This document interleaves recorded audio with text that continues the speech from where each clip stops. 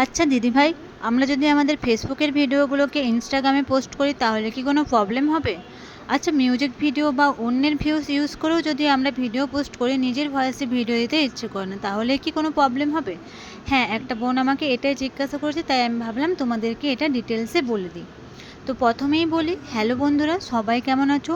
আশা করি যে যেখানেই আছো খুব খুব ভালো আছো। আর আমিও তোমাদের আশীর্বাদ আর ভালোবাসাতে তোমাদের ছোট্ট কুটুম্বরিকে নিয়ে মোটামুটি ভালোই আছি।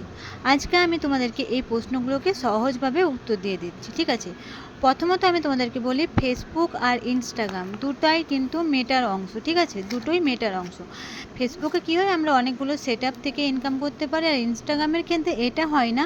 কিন্তু যে তুই পার্টনারশিপ অ্যাড বা অন্যরা তোমাকে দিয়ে যে অ্যাডগুলো ধরো করাবে, প্রমোশন ভিডিওগুলো করাবে, ওখান থেকে তুমি ইনকাম করতে পারো।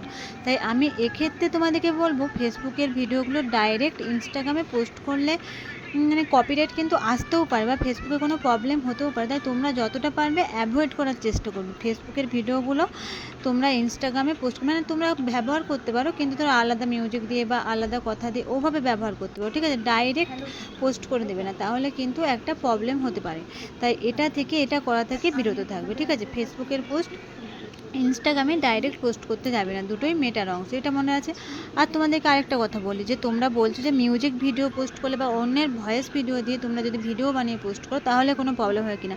এক্ষেত্রে অনেকে অনেক কথা বলে, আমি কিন্তু তোমাদেরকে বলবো, এক কথাই বলবো, না, কোনো প্রবলেম হবে না। হ্যাঁ, অনেক বড় তুমি যদি মিউজিক নিয়ে পোস্ট করো সেক্ষেত্রে তোমার কপিরাইট চলে আসতে পারে, তবে সেক্ষেত্রে তুমি রেভিনিউ শেয়ার যে অপশনটা দেখাবে না, ওটা অন করে দিলে কোনো প্রবলেম হয় না। মানে তোমার যে ভিডিওটা করে যে আর্নিংটা হবে তার কিছুটা অংশ যার গানের ভিডিও সে পাবে, আবার যার ভয়েস সে পাবে, বাকিটা তুমি পাবে। এটা ক্ষেত্রে এটা হবে, কিন্তু তোমার তেমন কোনো প্রোফাইলে তোমার প্রবলেম হবে না।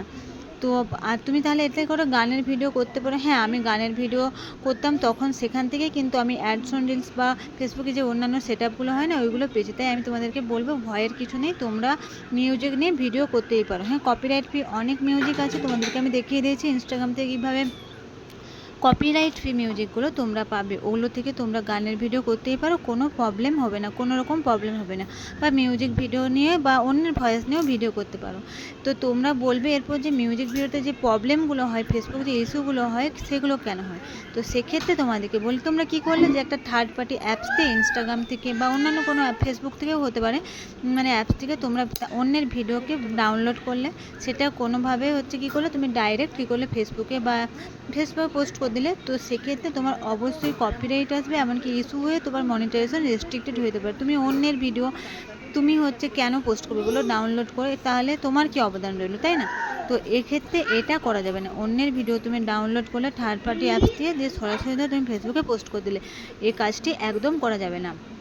আর অন্যের মিউজিক বা কোনো ভয়েস ভিডিও নিয়ে যখন তুমি সেটা নিয়ে তুমি যখন পোস্ট করবে, তাতে কোনো খারাপ ভাষা যদি ব্যবহার করা থাকে, সেই ভয়েসটা তোমরা ব্যবহার করবে না, তাহলেও কিন্তু তোমাদের কপিরাইট চলে আসতে পারে বা ইস্যু চলে আসতে পারে, ঠিক আছে? এগুলো তোমরা মেনে চলবে, তাহলেই কিন্তু তোমাদের আর কোনো প্রবলেম হবে না।